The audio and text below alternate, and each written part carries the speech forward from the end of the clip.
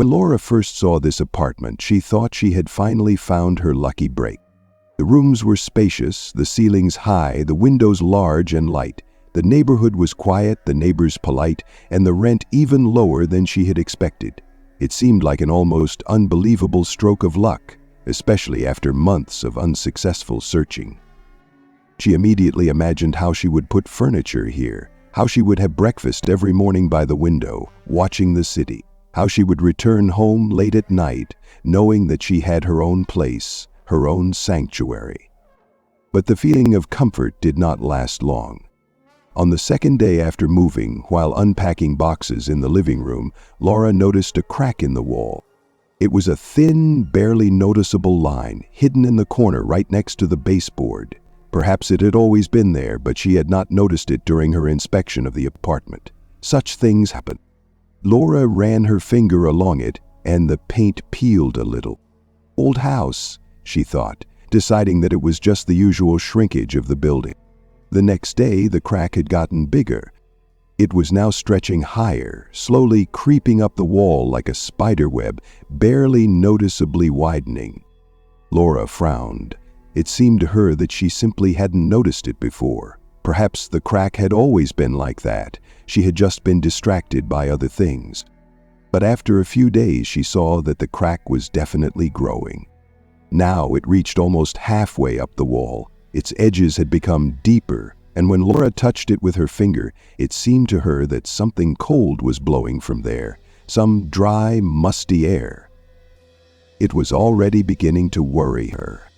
She wrote to the owner of the apartment, sending him a photo, but in response she received only a short message. "The house is old, such things happen, don't worry."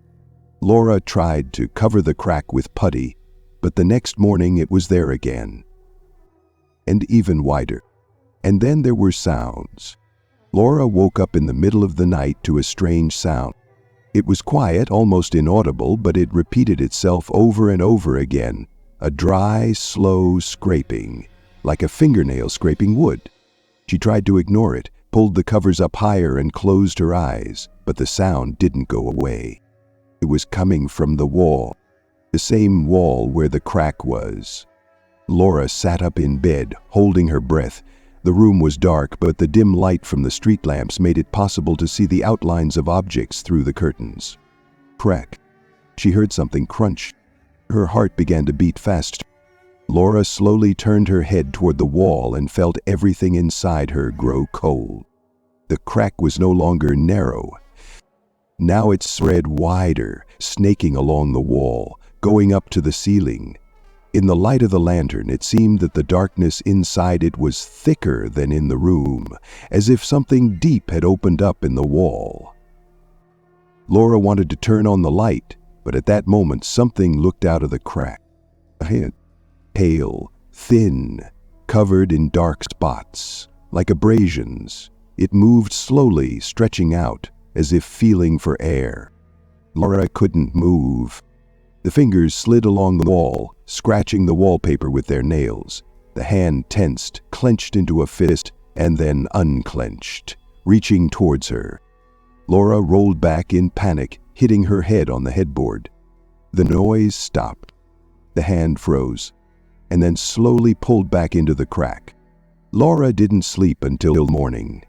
She sat in the corner of the bed, clutching the phone in her hands, but didn't know who to call. Who could she tell that someone's hand had crawled out of the wall? The worst was yet to come. The next morning, the crack had disappeared, as if it had never been there. Got it. I won't use highlighting anymore. Here's the full story without any highlighting. Yes. Laura couldn't get what had happened out of her head. She tried to convince herself that it was a dream, that fatigue and stress had played a cruel joke on her. But the memory of cold fingers reaching out of the wall haunted her. The next morning, she went to the place where the crack had been. The wall was perfectly smooth. Laura ran her hand over it, expecting to feel at least the slightest unevenness, but she found nothing. There was not even a trace of the paint that had crumbled a few days ago. This should have calmed her down, but it didn't. The next days passed in tense anticipation. She slept with the light on, listening all the time for the slightest sound. She felt like something had changed in the apartment, though she couldn't quite put her finger on it. And then, a week later, the wall burst. It happened at night. Laura woke up again to the noise, but this time it wasn't just a scraping sound. It was a dull crack, the crunch of breaking material, like someone was breaking through concrete. She jumped out of bed, her heart pounding in her chest. For her eyes, a new crack began to spread across the wall. It didn't follow the line of the old one, but went in all directions, tearing the surface like a spider's web. A chill blew from within, and then the wall parted. A huge black void opened up before her, and something crawled out of it. It wasn't just a hand anymore. Darkness flowed out of the hole, thick, dense, alive. It moved like smoke, but in its depths you could see the outline of a figure, tall, naturally thin, with long, twisted limbs.